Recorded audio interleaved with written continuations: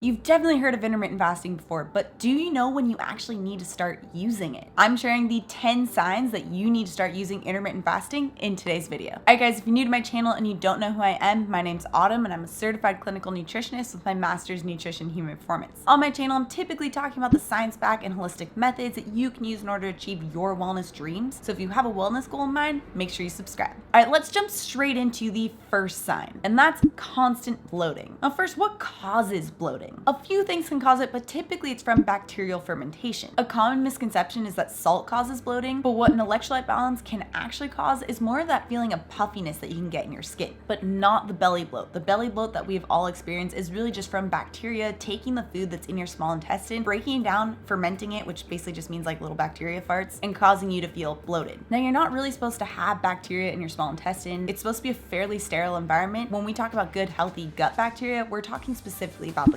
colon, not the small intestine. So if you have bacteria in the small intestine, this could lead to a lot of bloating because the bacteria is directly fermenting the food that's coming into your body. Now, the body has a system for actually clearing out that left behind bacteria that's in your small intestine, and it's called the migrating motor complex. But the thing is, you need at least 3 hours and 45 minutes of zero eating to be able to actually activate this process. If you eat or drink anything during this time, it completely shuts off the migrating motor complex, or the MMC pathway. That means that bacteria is not shuttled out, so it just can continue to gobble up the food and keep doing little bacteria farts. So if you're constantly bloated, then this would be a really good sign that you need to start stimulating your MMC pathway in order to get that bacteria out of your small intestine. All right, number 2, just general feelings of low energy. Now, low energy could be a sign that your mitochondria, which is where your body produces energies within its cells, is not working efficiently. And this typically happens from constantly eating, because just like any machine, it will get worn out. Now, just like with the MMC, the body actually has a really natural system called autophagy on how it actually deals with these broken down mitochondria. Now, autophagy just basically means it's cellular cleanup, and it's where it'll get rid of that dysfunctional mitochondria and allow healthy mitochondria to take its place. This means that your cells will actually have these systems to produce energy so that your energy levels can go back up. But just like with MMC, autophagy is triggered from not eating, and typically around at least 12 hours of not eating. Now, by utilizing intermittent fasting, you're also taking advantage of the autophagy,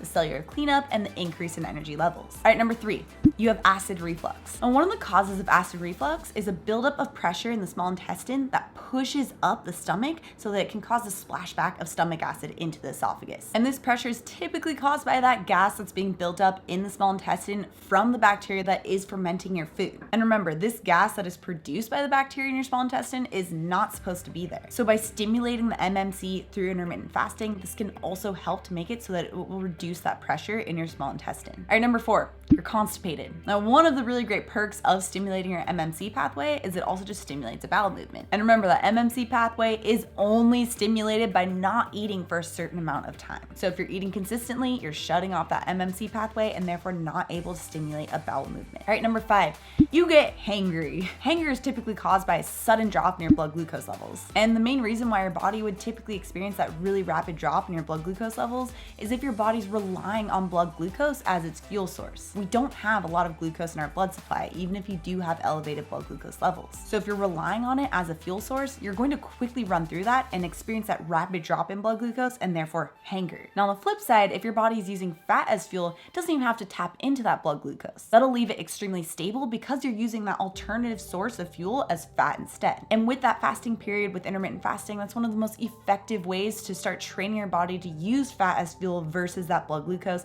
and get rid of that hunger. All right, number 6, you're experiencing energy crashes specifically around 3 p.m. This also coincides with that unstable blood glucose levels and that crash in the blood glucose. This can lead to you feeling like you need another cup of coffee or a nap or some sugar. So instead, if we address it via the same means as the hanger and really go to stabilize those blood glucose levels, that can help with reducing the 3 p.m. crash that a lot of people experience. All right, number 7, you have brain fog. Now, remember how we talked about mitochondria and how your cells use that in order to create energy for literally everything? Well, the same goes for your brain. So if you have that inefficient or just plain dysfunctional mitochondria even in your brain, then that can mean that your brain isn't running at the capacity that it normally would, or that at least it should. But by cleaning out those dysfunctional mitochondria with the stimulation of autophagy through intermittent fasting, remember that cellular cleanup, this can provide more of that energy producing mitochondria to make your brain function at that higher level. And in fact, if you are interested in the full science behind autophagy and that cellular cleanup, I have a full length video on the sciencey deets behind it right here. All right, number 8, you have low testosterone. Now, constantly eating throughout the day has been found to really suppress testosterone production. And what's really great is that intermittent fasting has been found to naturally increase testosterone levels. In fact, one of the A&P Amara had actually been diagnosed with low testosterone. Her doctors had given her testosterone medication and it made it go lower. And then when she stopped the medication and started using the complete intermittent fasting bundle guidelines,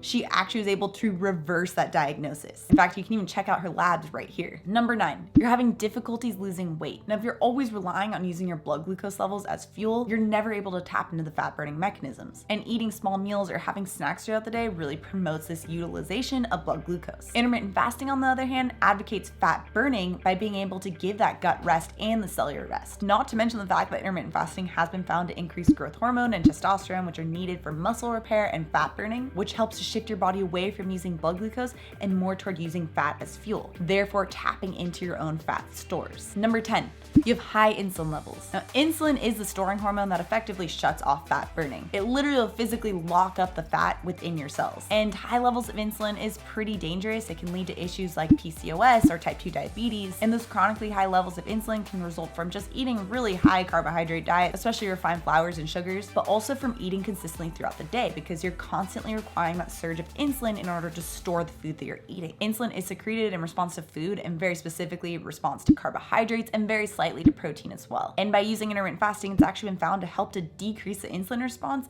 and improve insulin sensitivity, which makes sense because if you aren't eating as often, your body doesn't have to secrete it as much either. If you're new to intermittent fasting, I highly recommend you check out my video on how long it takes for intermittent fasting to work right here. Also, if you love the science-backed information on how you can achieve your wellness dreams, make sure you subscribe right here. Come out with new videos every Tuesday and Thursday. All right, guys, thanks so much for tuning in, and I'll see you in my next video.